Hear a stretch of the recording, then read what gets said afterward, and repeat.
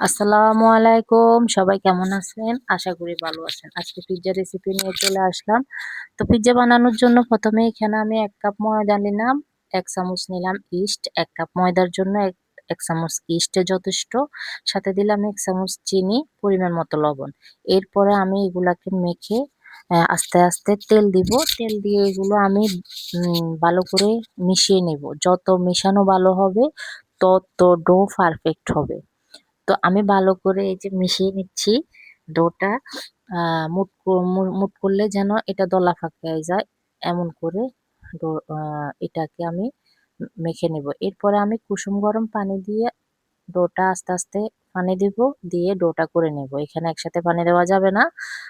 তো এভাবে ডোটা যখন মাখবো মাখা মাখার সময় হাতে লেগে, লেগে আসবে। এতে ভয় পাওয়ার কিছুই নেই। আমি হাতের মধ্যে একটু তেল নেব। তেল নিয়ে ডোটা ভালো করে মাখবো। হাত থেকে আটাগুলা এমনিতেই আম ডোর মধ্যে চলে যাবে।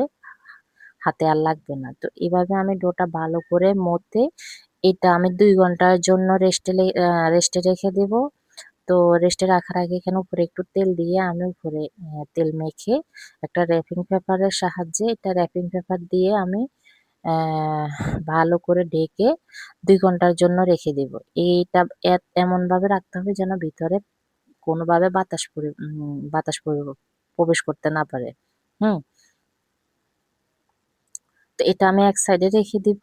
এখন আমি পিজ্জার ভিতরের জন্য মাংসের পুরটা রেডি করব। মাংসটা আমি এখানে ১/২ কাপ নিছি। একটা পিজ্জার জন্য ১/২ কাপ মাংসই যথেষ্ট। তো আমি এগুলা ছোট, ছোট করে কিউব করে কেটে নিছি।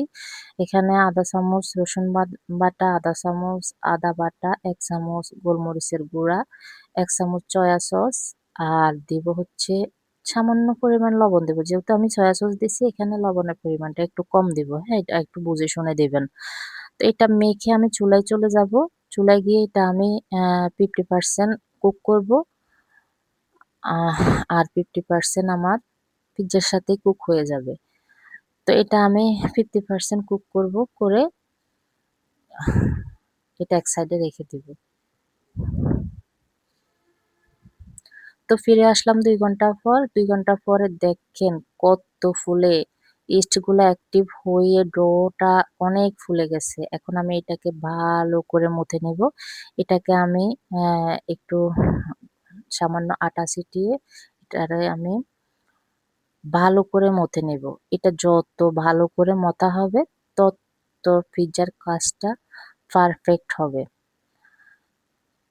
তো এটা ভালো করে মথে আমি একটা বেলুনের সাহায্যে এটা হা হালকা, হালকা করে বেলে নেব। এটা আ এ এই রুটিটা এমনভাবে বেলতে হবে এটা বেশি মোটাও রাখা যাবে না, আবার বেশি পাতলাও করা যাবে না। হ্যাঁ? এমন করে বেলে আমি একটা পিজ্জার ট্রের মধ্যে সামান্য আটা চিটিয়ে ঝেড়ে ফেলে দেব। এরপরে আমি পিজ্জার ডোটা উঠাই। এখানে পিজ্জার শেপ আনার জন্য আমি একটু সাইড গুলো একটু উপর, উপর করে দিব যেন পিজ্জার শেপটা চলে আসে দোকানের মতো দেখতে সুন্দর লাগে।